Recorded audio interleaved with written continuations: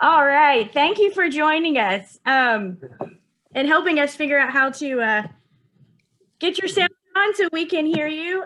Congratulations on another Hendrick Motorsports win today with Chase Elliott and today's 268th win, tying the Petty record. A great day for the organization. Why don't you just give us a couple thoughts before we go into questions? Well, it's I I really don't know what to say other than Richard Petty and the organization have been the backbone of the sport, and Richard has done so much, and it's quite an honor to even be in the same series with him, and never thought we'd get here, but real proud of the guys. They worked really hard. That's been something we've had in our sights. Really happy for Chevrolet with 800 wins, and it's just been a great day. It's been a great ride. The season's been so good to us. Everybody's won a race now, and we got all four locked in to the playoffs. And man, I don't know. It would sure be nice to win another one in Charlotte. That would be the place to really break the record. All right. And also worth noting that Hendrick Motorsports has a unique kind of memory or memorabilia, I should say, coming from today's race with the door of the history-making race car with Chase's car will be signed by Chase and the winning team, Rick, yourself, and Richard Petty, and then will be auctioned off for Victory Junction. A really neat way to commemorate this victory and just tell us a little bit about what that means to be able to do that in honor of Richard Petty as well. Well, Victory Junction was a dream, and Kyle and Richard wanted to honor Adam, and we've been involved with that program from the beginning, and they helped so many kids, and hats off to them for what they've done for so many children. And so much of the NASCAR community has supported Victory Junction.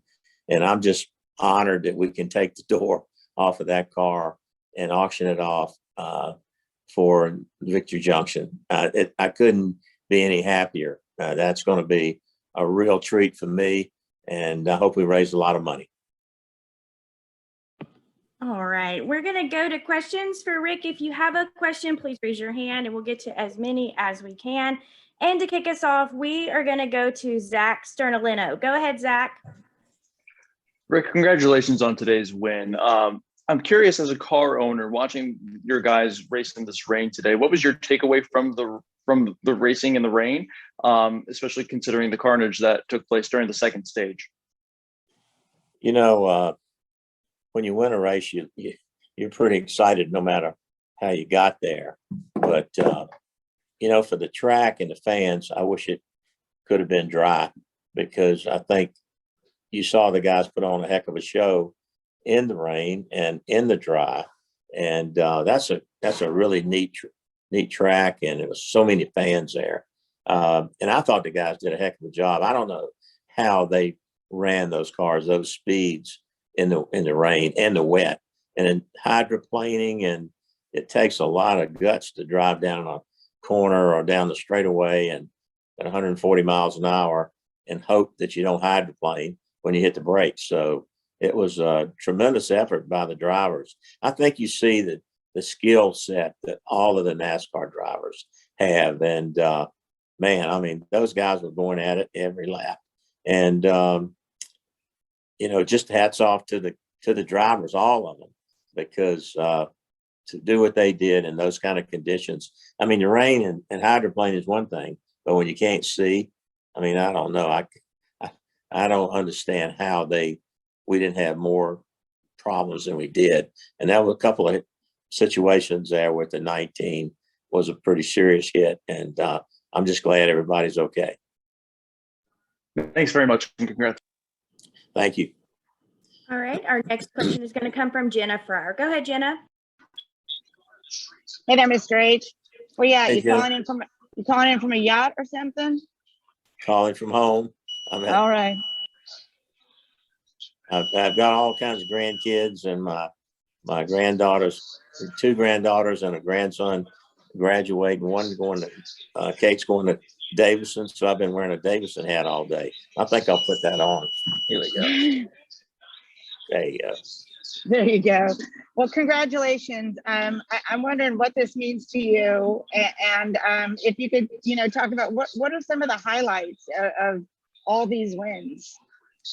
When I look back at the pictures of the wins, and it brings back so many memories, and I think all the time about, hadn't won Martinsville, wouldn't be here, and just so many things happen along the way.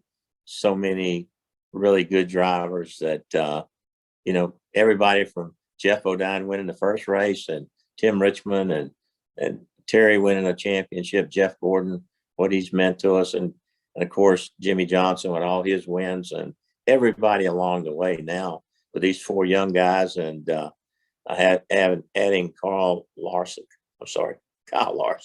It's been a big boost to our company. And it's just, the future looks bright. I never thought I'd be here. I never thought we'd win this many races. And I'm just proud of the people. I think Chase said it. There's 600 plus folks over there that work hard every day, and they're working together and they're sharing information.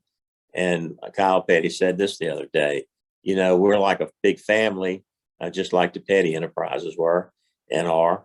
And, it's good to see these young guys, Cliff Daniels and all of the guys there that are crew chiefs that grew up in the company, Chad Canals, Jeff Andrews, everybody, Alan Gufson, to win his first championship. Big deal. And I think they're all fired up.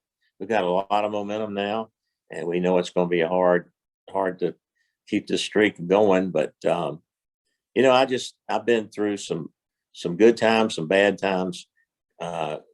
Just at the top of the mountain, and then couldn't hit our butt, and worked hard and kept going. And I think the test of a real company is when you get in those lows, you don't point fingers and you don't jump ship. You just work, and you can't stop people that are working together with good communication and just willing to share.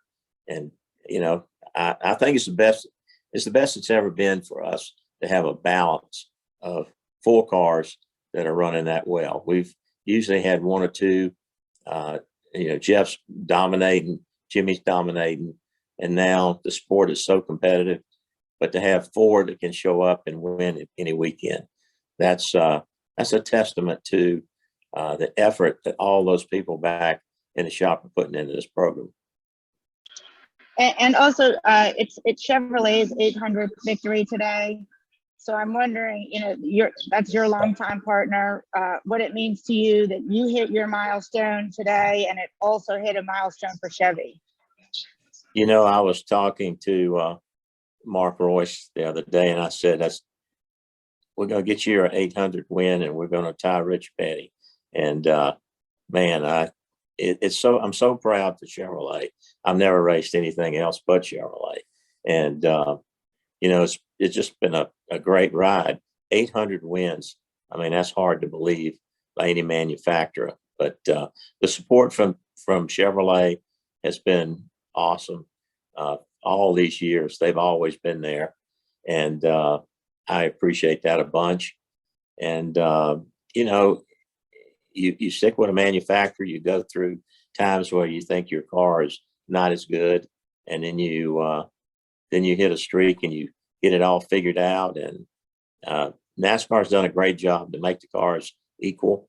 And next year is going to be I don't know, it's going to be a real show when everybody's pretty much the same.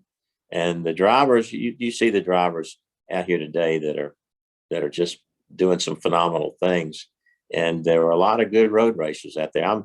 I'm really impressed with how many of the NASCAR drivers now throughout the field are good road racers. So, but I guess I'm rambling on you guys, but it hadn't sunk in yet, really, that you didn't know what was going to happen there at the end of the race.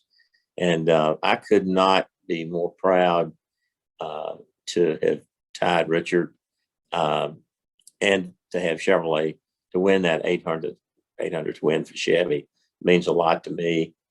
And, you know, Richard Petty was going to be my first driver. And I thought we had a deal, and it didn't come together. And, you know, to be able to, again, the respect and admiration I have for him and Kyle and that whole family, it's a big deal for me to be just mentioned with him, and super excited about that auction for the door.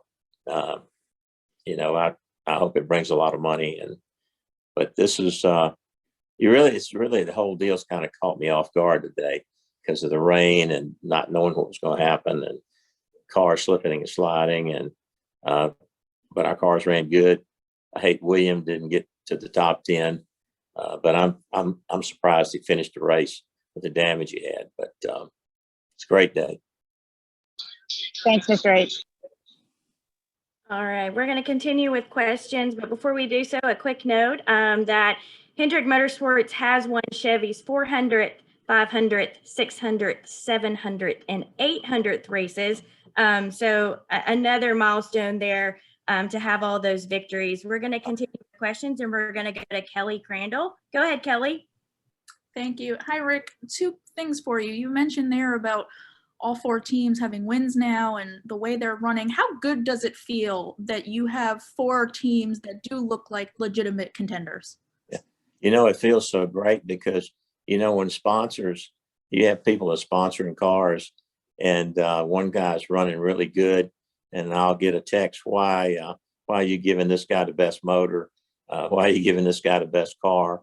And, you know, that's a situation that people have a hard time believing that the equipment's the same.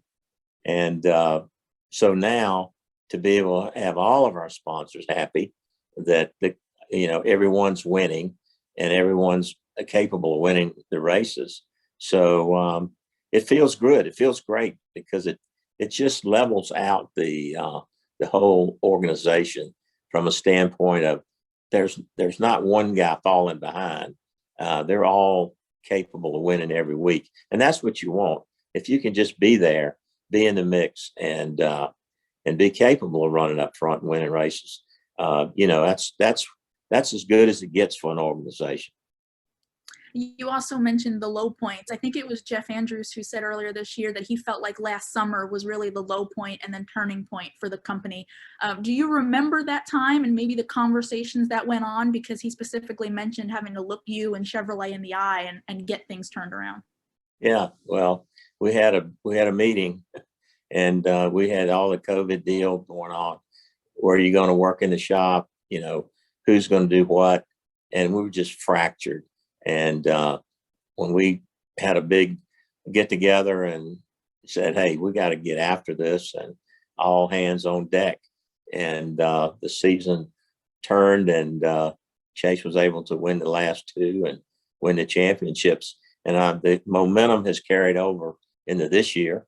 And so we're excited. It's going to be hard. It's always hard to win a championship because you don't know what can happen in that last race. But if you can be there and you can be in part of it, and I think we got the best shot we've ever had to have four cars, legitimate winners that could go into that Final Four. Okay, our next question will come from Bob Hawkers. Go ahead, Bob. Yeah, Rick, I'm curious if you can think of a win or two of all your wins that you feel epitomizes why your organization was able to tie Petty's record. Man, I'll tell you, you know, it's you know, there's so many wins. When you see the organization come together, I guess the 1, 2, 3 in '97 at Daytona. And, you know, it takes every one of those wins, whether it was Joe Nemechek in Richmond or whoever, to get to the number we got to now. And it's, you know, I guess Jimmy winning the championship, tying the Earnhardt and Petty for 7 when we had to win the last race there at Homestead. And, that was an unbelievable moment for us to win the championship in the last race, the same way it was to win it in Phoenix with Chase. And, man, there's just so many. All of them are special. And I can't pick any one that's probably any more special than 10 other ones. And as far as today, was there any time where you felt like NASCAR should have stopped the race earlier, or were you okay with kind of their decisions? I'm glad I don't have to make that decision. Is it going to rain harder? Is it going to slack up? Do you stop? Do you throw a caution? It's just, hindsight, you can say, well, when the cars start hydroplaning and you can't see, you need to stop. But I think they do the best they can to keep it safe for the drivers. And once you have some of these accidents like we had, when you can't see and you're running those speeds, things are going to happen. So it's hard to say, what we should have done. I think they made the best decisions they could. And, I think they're at the end, though, not just because we won the race, because I think Kyle Larson would have won if Chase had fit. So, it's a hard call. And I think they do a great job.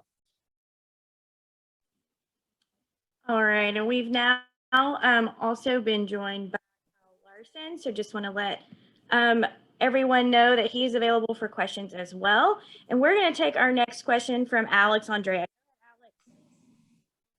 Hi there. This one is for the first one's for Mr. H. There, you mentioned getting a win at the Coke 600 next weekend would really kind of put a cherry on top of this. It sounds like. So I'm curious why that race would be so monumental to get another top finish for Hendrick next weekend. Well, that's our home track, and that track means a lot to us. Our shops are about a mile away, and everybody would be able to celebrate together. And so that would be awesome, because that's our home. And so I know Kyle, I see him on now. So yeah, Kyle needs to do it. And then follow up for Kyle as well. I mean, how did you feel like the visibility was during that race?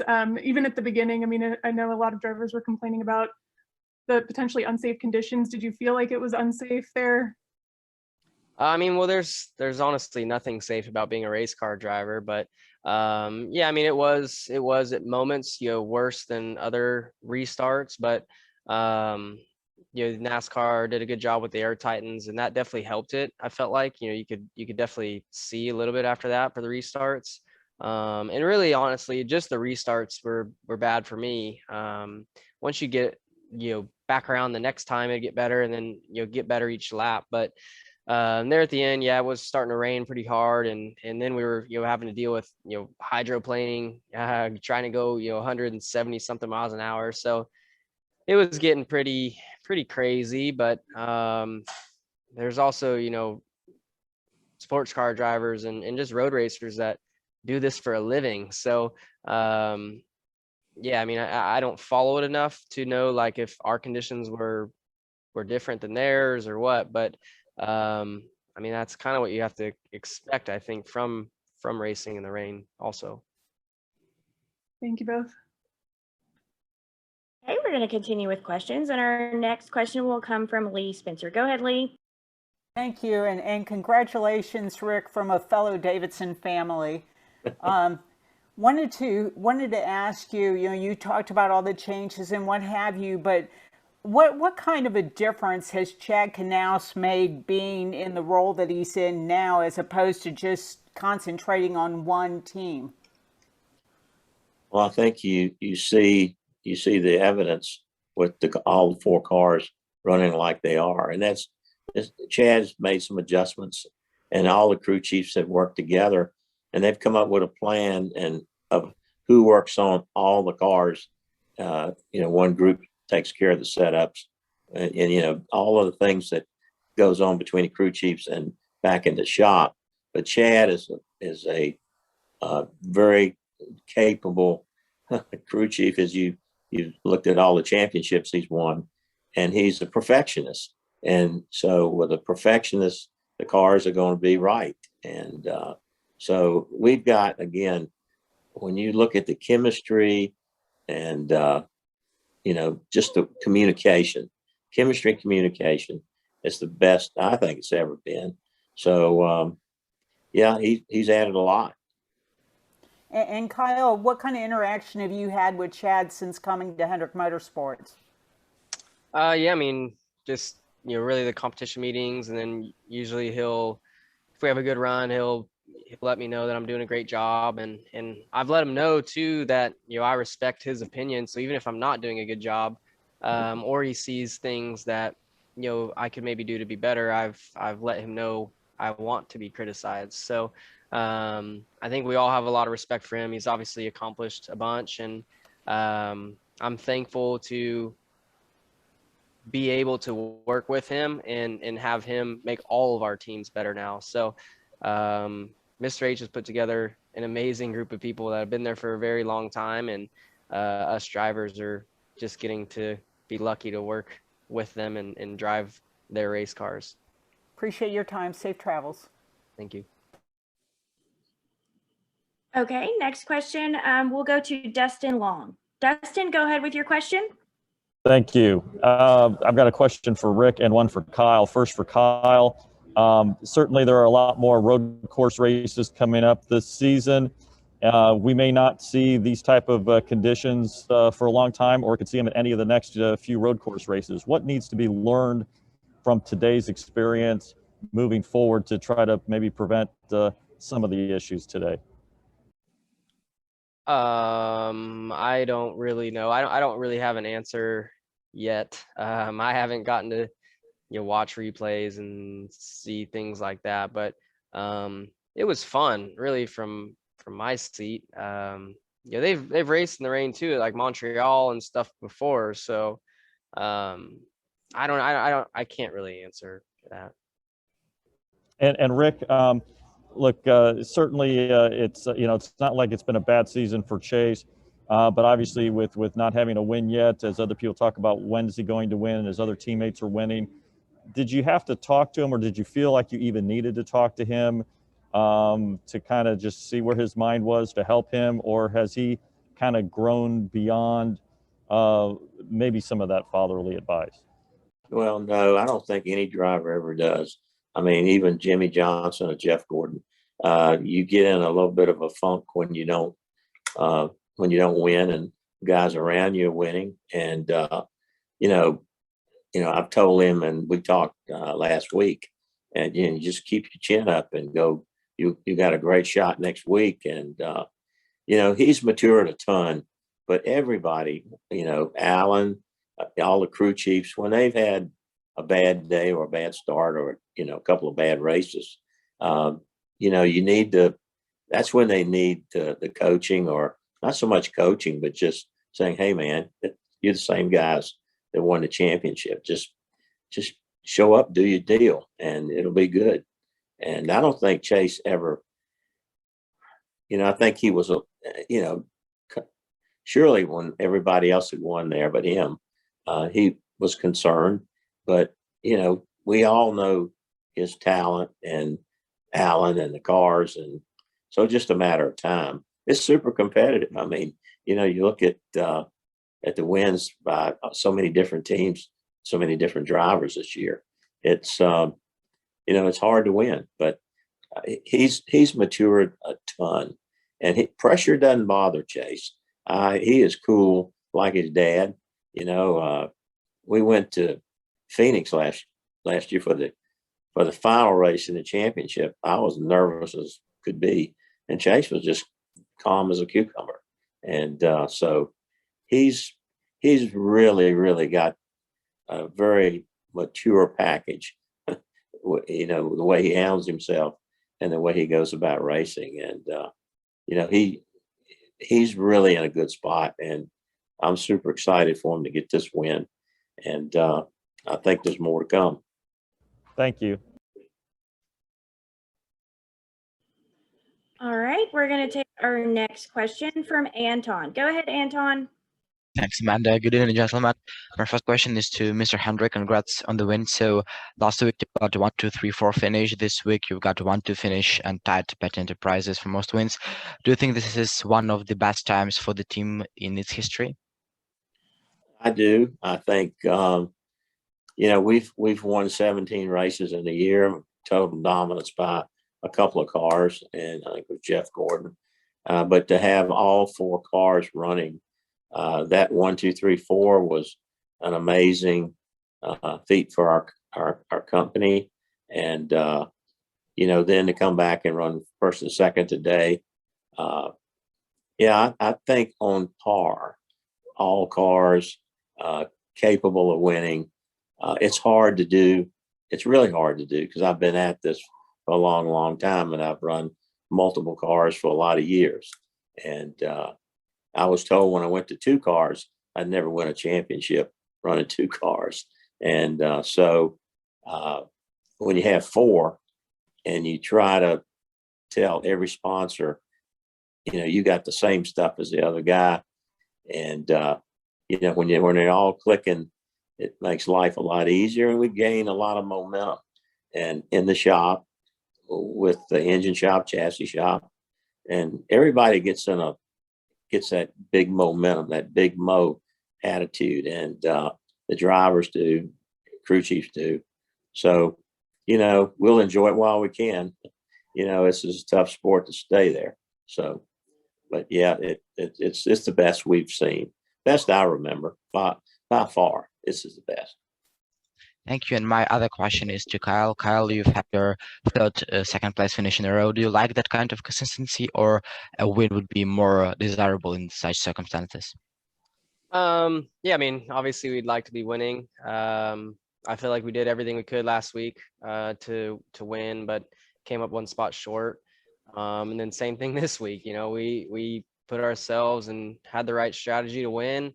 Had the race gone green to the end, Chase was going to have to pit for fuel. So we did everything we could again and just came up 1 spot short. But we've been there every weekend. We've been challenging. So you got to be happy with that. And like I said, we want the wins, but if you can't win, second's better than third. Thank you. Congrats on the great run. Thanks. All right, we're going to take another question from Bob Pockris. Go ahead, Bob. Yeah, this is for Kyle. Were you okay with NASCAR's decision to call the race then? As you said, Chase would have had to pit for fuel. Yeah, I mean, it was getting pretty bad. Like 3 laps in a row, I was starting to hydroplane down the backstretch. So selfishly, I'd like to have kept going, just knowing that he was going to have to pit and I would have been, handed the lead and the win. But, they made the right call. It was getting bad, and, they'd already had some pretty big wrecks and stuff throughout the race. So I'm not at all upset with the call that was made to make the race official and end it. Okay, we're going to take our next question from Ashley McCubbin. Go ahead, Ashley. Hey, Rick, thanks for your time today. What does it mean as a team to have all 4 cars locked into the chase so early in the season, with the benefits of knowing you guys can focus on preparation towards the championship? Well, it feels great to have the wins because you can try some things before the playoffs. But right now, we want to win every race we can, and the momentum of winning, that carries into the chase. So we don't want to just, try too many different things. Sure, we'll try more when we get to the playoffs, but we're sitting in a good spot. And again, we got to keep doing what we're doing, and you got to have the momentum when you get in the playoffs because you got to make all the rounds. So as it gets closer, I think we'll probably try some stuff, but the deal is to win and be competitive every week if you want to win the championship. And Kyle, for you, looking at the strengths and weaknesses of your team, where do you feel those are right now as we mark the halfway point of the regular season? I think I don't know. We have a lot of strengths, and I don't really know. There's areas I'm sure that we need to be better, but nothing really stands out to me right now. I think it's track to track really. Like today, I mean, my restarts were horrible, so that's an area where if we were to be racing in the rain again, I would need to be way more aggressive. But yeah, we've been doing a great job. I feel like Cliff has been making great calls. Our pit crew's been really strong all year long. I feel like I've been doing a good job behind the wheel. Knock on wood, I haven't had any big mistakes here in the last couple months that I can think of, where I did kind of early in the year where I feel like I cost myself some good finishes. But no, it's been good, and we just look to carry forward this momentum and try and put together a good race each week. Thank you. Thanks. All right. And for Mr. H and for Kyle, thank you both for joining us. Congratulations again, Rick, on all of the accomplishments for Hendrick Motorsports. And we wish you guys the best of luck next weekend in Charlotte. Okay. Thank you. Congrats, Thank Rick. you, guys. Thank you, guys.